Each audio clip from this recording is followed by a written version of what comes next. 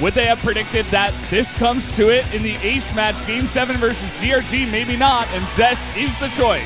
7-1 versus Zerg this season. 7-0 in round 4. Tied for first place with 20 wins. He's got a shaky ace match record of 3-7, but a lot of those matches, weird PvPs, awkward mirror matchups. I feel like you look at this one, DRG's got his biggest challenge yet ahead of him here, but he just won a very tough game, so I feel like his mindset is going to be in the right place. That's right. I mean, when you're looking at Zest's recent stats, he beat a couple of Zergs in his last games, Rogue and Armani. Clearly, he's used to deal with Zerg players in normal Pro League rounds.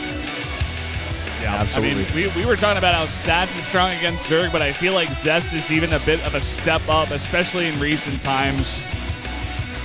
It's all down to this, ladies and gentlemen. The winner of this last match on our repeat map, Vaani Research Station, is going to the next round. Yep. The ace match, who would have known that it would have come down to this? One final decision to decide the team to move on to the Silver Challenger match, the Kingslayer versus the final boss. Let's get into Vaani Research Station right now.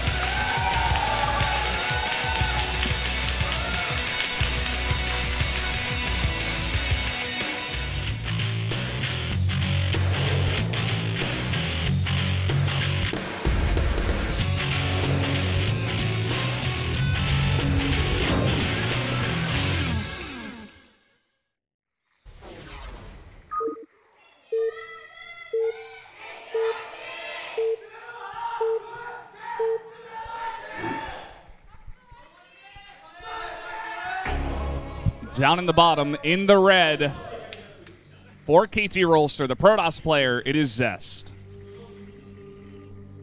And his opponent, the final boss for SBENU, it's DRG. An incredible record this season.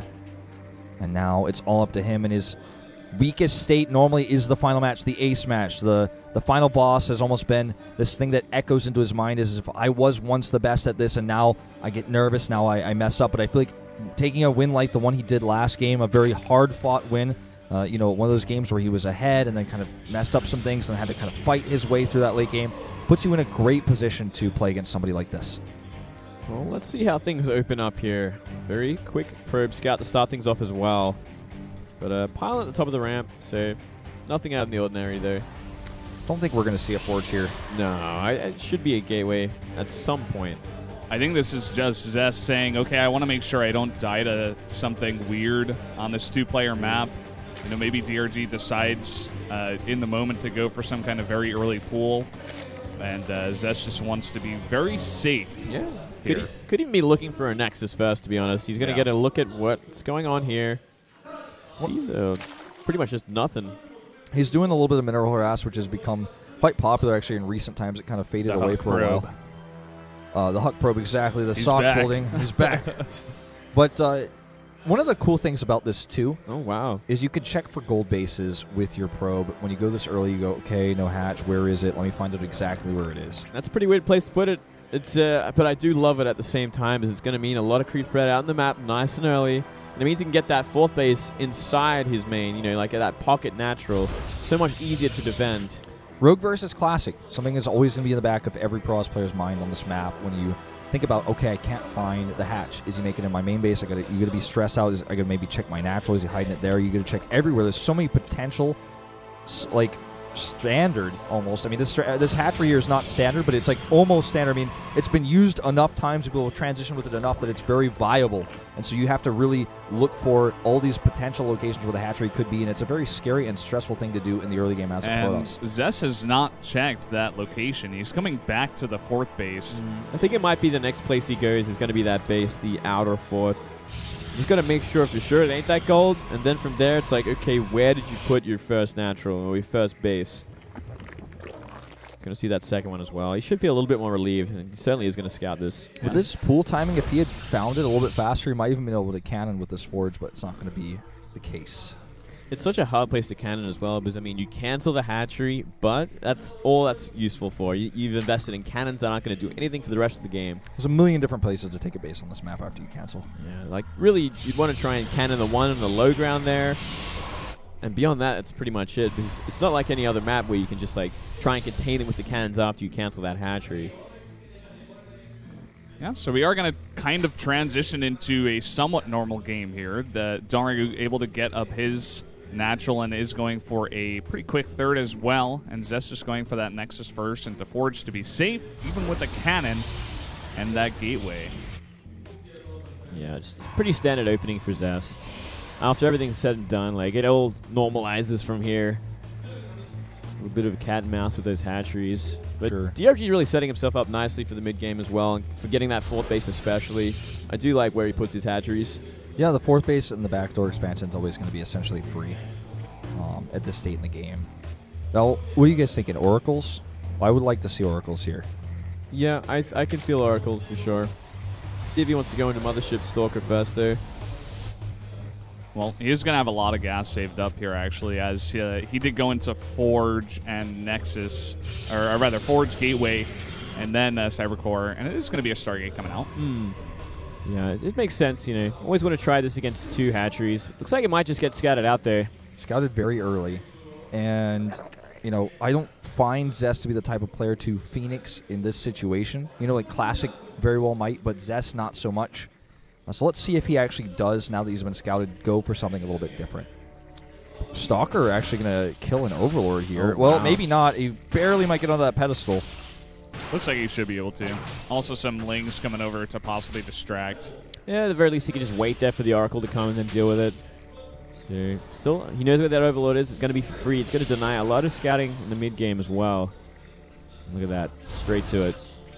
A few extra gates being added for safety as well. Not going to be part of a wall in, though. So he's keeping DRG guessing about what sort of third base situation he's going into in this game. Yeah. So that +1, 3 gateway sort of move from there. It's pretty standard. Make sure he gets it nice and safe. Yeah. What are you guys thinking that DRG is going to go into from here? We've seen some players, when they do scout out the Oracle, they go straight into a very quick Hydra Den and go for a Ling Hydra timing off of like 55 drones. Good map for it. I completely see that happening. That's what I'm thinking as well. I'm in total agreement. I think that's a good follow-up here. He doesn't see in the third Nexus, but he can reasonably assume it's about to go down.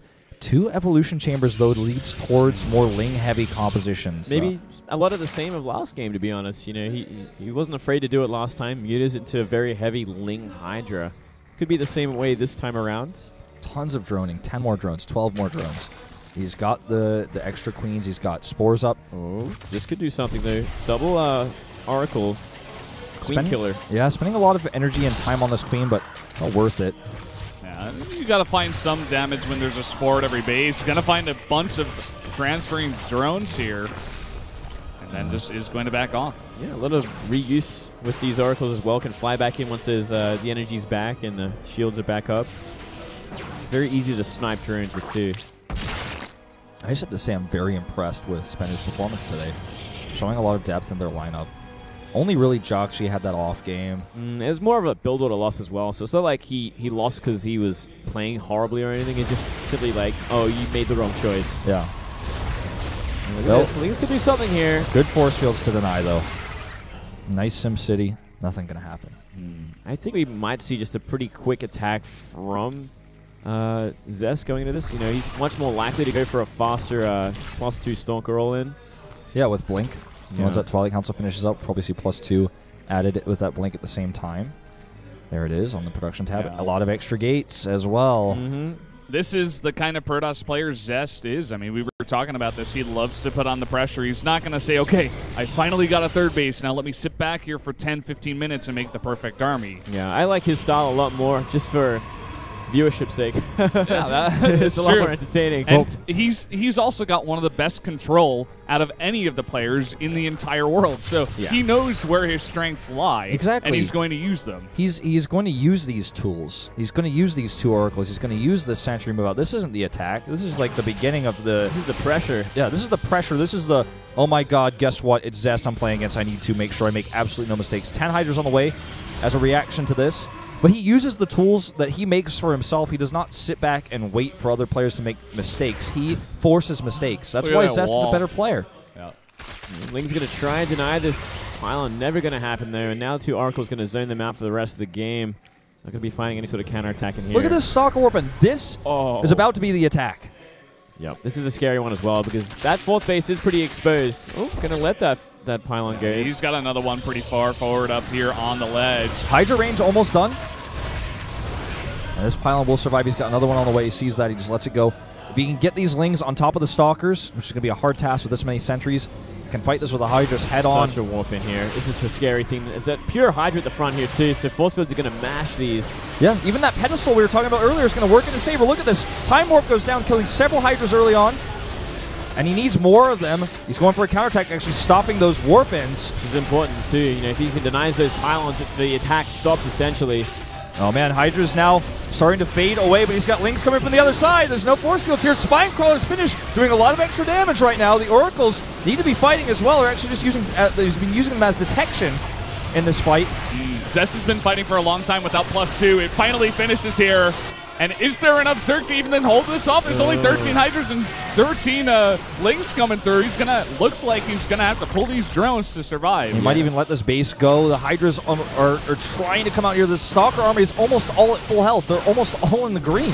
Yeah, this is it's going to be a hard fight. And using the drones like this is such an all-in tactic. If he loses this fight, he loses the game. His economy will be completely crippled. He's not willing to let the hatchery go, though. The Hydra's here getting a decent concave on these Stalkers, but there's just too many of them. Forward, he's actually going to just take a big fight here. And even the Oracle's getting into the mix. Another big warp in, and it looks like Zest is in a decent shape. Well, taking advantage in this game. A lot of Hydras killing the rest of those Zealots. He needs more Stalker Warpins. He's trying to kite his way back here. It looks like perhaps Zest has taken this win, but DRG is going to try to fight his way with the last few Hydras, the last few Lings about to pop out of this larva. The Zealots doing a lot of good tanking here. Come those Lings from the side. He has to blink back. The hatchery survives, the 100 health. But here's that very important Warpin. He's going to actually fight with the Warpin. And he walks off creep. He's got to back up here. 14 Hydras still on the map. Yeah, and a lot of them in the red and yellow. Remember, these Stalkers, they do have +2. But look at this, some Lings pushing forward, doing some decent tanking. It is incredibly close right now. The Zealot's actually getting caught behind the Stalkers, and he holds, he pushes it back. A few more Zealot Warpins, though. He needs to fight this right here, right now, before they're in. More and more Lings. He's making pure Lings right now. And actually, he might be able to push this back, pushing now those Stalkers back. The Hydra's free to do so much damage right now. Here come more and more Lings, and he has held it. The base lives, and DRG survives. Oh, man, this is absolutely insane. The fact that he can push it back like this, break in the army. He's ahead in supply. He's going to maybe start either re-droning that base or go for a kill. He's going to be droning up. He kept that fourth base alive. Huge mistake from Zest to overcommit there. Yeah, he just pushed way too far forward on that creep.